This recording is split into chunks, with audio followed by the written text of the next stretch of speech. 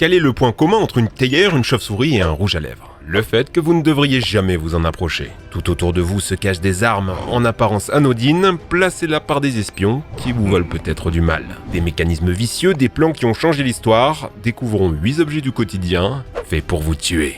Des explosifs cachés, là où vous ne vous y attendez pas. On est aux États-Unis en pleine guerre de sécession. À l'époque, toutes les machines marchent au charbon. Pour détruire l'approvisionnement, ça serait gagner le conflit. Le problème, c'est que c'est bien protégé. Les confédérés ont alors une idée. Et si on inventait du charbon piégé? Un explosif placé dans un bloc de fonte qu'on trempait dans la cire d'abeille et la poussière. Et voilà, faut avouer que le résultat est assez convaincant. L'objectif était d'envoyer des espions en cachés dans les réserves de l'Union. Comme ça, une fois jetés au feu pour alimenter les machines, boum. Alors, c'est pas assez puissant pour faire exploser un bateau, mais ça réduisait en miettes les moteurs, paralysant l'ennemi. Sans compter la peur distillée chez les machinistes. Après, le plan s'est pas déroulé comme prévu, vu qu'un officier confédéré s'est fait capturer avec tous les plans. Du coup, l'Union a fait passer le message et les réserves de charbon étaient surprotégées. Les soldats avaient même l'ordre de tirer à vue sur tous ceux qui s'en approchaient. Ça n'a pas empêché plusieurs navires de couler dans des circonstances mystérieuses, parfois attribuées à ce charbon piégé. Si vous êtes amateur de barbecue, ça vaut le coup de vérifier. Cacher des explosifs n'importe où, c'est vraiment une spécialité des armées. Prenez ça, par exemple. Si je vous disais que c'était censé transporter 1 millier de chauves-souris auxquelles on avait accroché des bombes incendiaires. Le projet Pas de bombe était tout ce qu'il y avait de plus sérieux. Développé pendant la Seconde Guerre mondiale, approuvé par le président Roosevelt. Ça devait semer la terreur sur les villes japonaises. On avait choisi la tadarite du Brésil, l'un des animaux les plus rapides du monde, capable de soulever plus que leur propre poids. Lâchée en pleine journée, éblouie, elle se serait cachée dans des endroits couverts,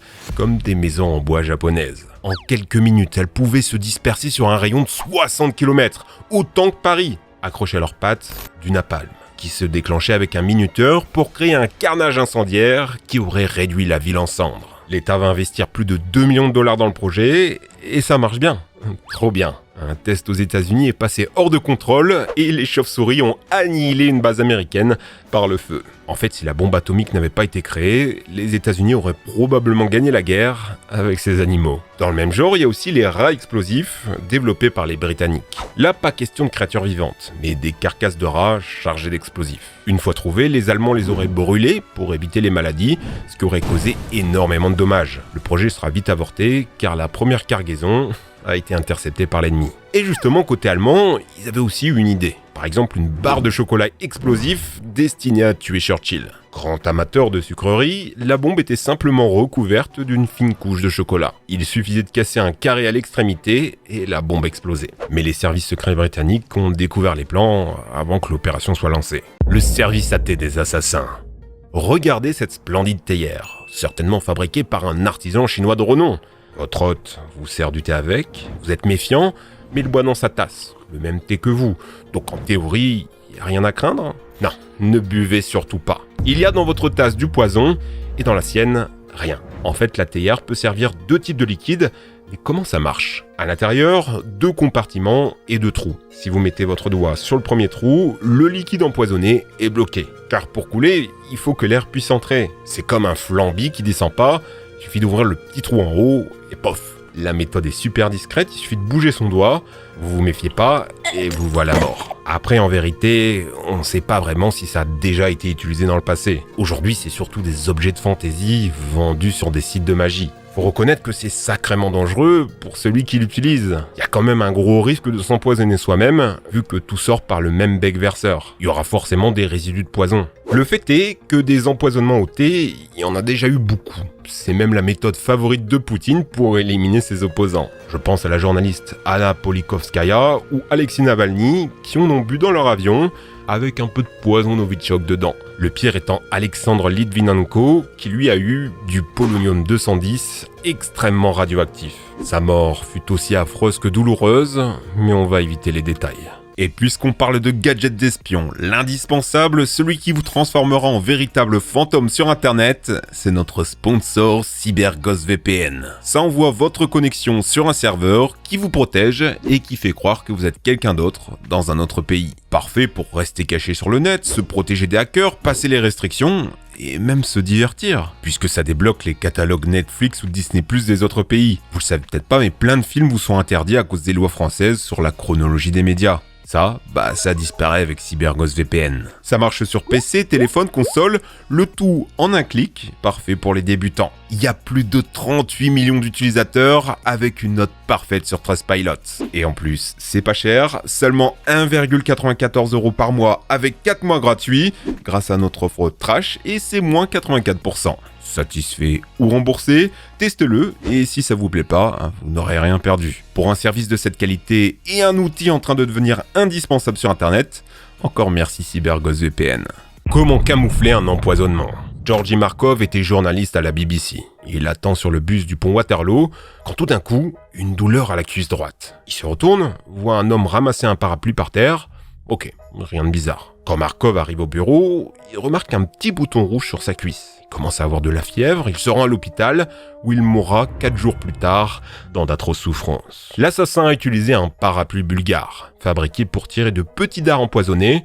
On presse la gâchette sur la manche et ça les tire avec de l'air comprimé. À l'intérieur, de la ricine. L'un des poisons les plus violents au monde, 6000 fois plus puissant que le cyanure. Ça empêche votre corps de produire des protéines, vos organes se désintègrent de l'intérieur. À l'époque, aucun antidote, ça n'est que très récemment qu'on a trouvé un contre. Ce que vous ne saviez pas, c'est que cette méthode est encore utilisée aujourd'hui. En 2012, un Allemand a été piqué par un parapluie qui contenait cette fois du mercure. Lui, il n'est pas allé directement se faire soigner parce que les symptômes n'apparaissent qu'au bout de plusieurs semaines. Et là, malheureusement, aucun antidote. Il devient peu à peu tétraplégique, puis meurt après plusieurs mois de coma. On n'a toujours aucune idée de la raison de son assassinat. Mais un parapluie, c'est imposant. Plus petit, il y a par exemple les stylos. En 2012, un espion nord-coréen a été arrêté avec 2 stylos empoisonnés sur lui.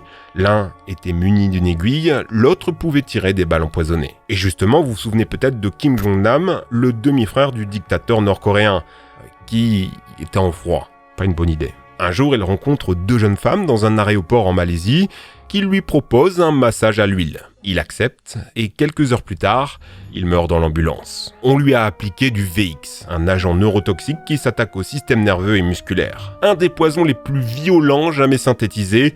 La production est normalement interdite, mais on pense que la Corée du Nord en a encore un peu en stock. Les 2 femmes jurent qu'elles pensaient participer à une caméra cachée. Elles seront finalement relâchées, sans qu'on sache exactement pourquoi. Il y a aussi le cas célèbre de Ralen Meshal, dirigeant du Hamas. En 1997, le Mossad israélien tente de l'assassiner avec un spray à poison directement dans l'oreille. En fait, c'est du lévofentanyl, un truc qu'on utilise pour mettre KO les éléphants.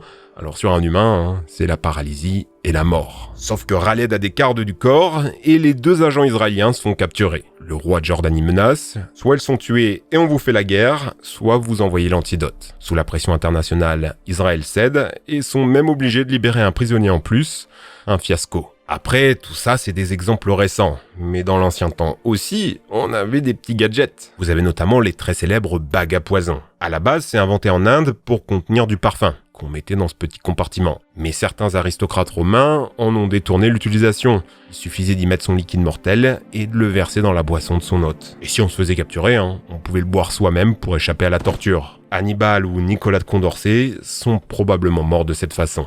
Les armes les mieux dissimulées de l'histoire. Quand on pense espion, on pense gadget. Et c'est loin d'être une légende. Des lettres déclassifiées nous ont appris que le boss de la CIA et Ian Fleming, l'auteur de James Bond, s'échangeaient régulièrement des idées. Il y en a 3 particulièrement ingénieuses et discrètes. D'abord, les stylos pistolets. Les plus vieux étaient à tir unique, mais les modèles récents peuvent se déplier et être rechargés. Par contre, les espions ont un peu arrêté de s'en servir, mais ça reste utilisé par les gangs. On en a retrouvé en Australie, en Espagne, en Angleterre. C'est très dangereux parce que c'est très facile à fabriquer et encore plus facile à cacher. En 2020 à Kaboul, la police en a saisi une 50aine qui étaient destinées à des assassinats. En 2, les paquets de cigarettes, avec un bouton caché qui permettait de tirer des balles enrichies au cyanure. Ça devait être utilisé par un agent du KGB pour assassiner un dissident politique, mais au dernier moment, il refuse sa mission et part tout balancer aux États-Unis. La Russie se venge en 1957 en empoisonnant son café avec du thallium. C'est très violent, son système nerveux est détruit, mais il survit. Sans cheveux, le visage marqué de taches, obligé de suivre un régime strict toute sa vie. Il vivra quand même jusqu'à 85 ans.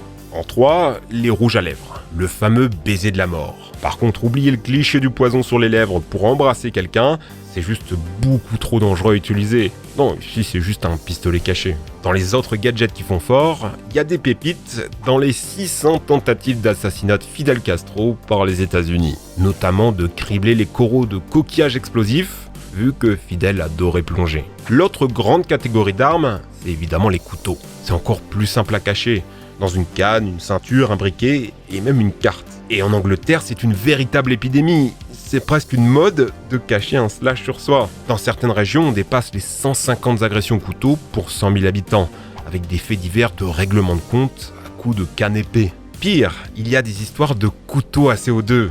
Quand vous plantez, ça décharge la cartouche de gaz et c'est l'explosion interne. C'est juste terrifiant de vis. Voilà, vous êtes maintenant paré pour survivre. Quel a été votre gadget favori ? Est-ce que vous avez des idées que les espions n'ont pas encore eues ? Je vous laisse me dire ça en commentaire. Pensez à vous abonner et à liker.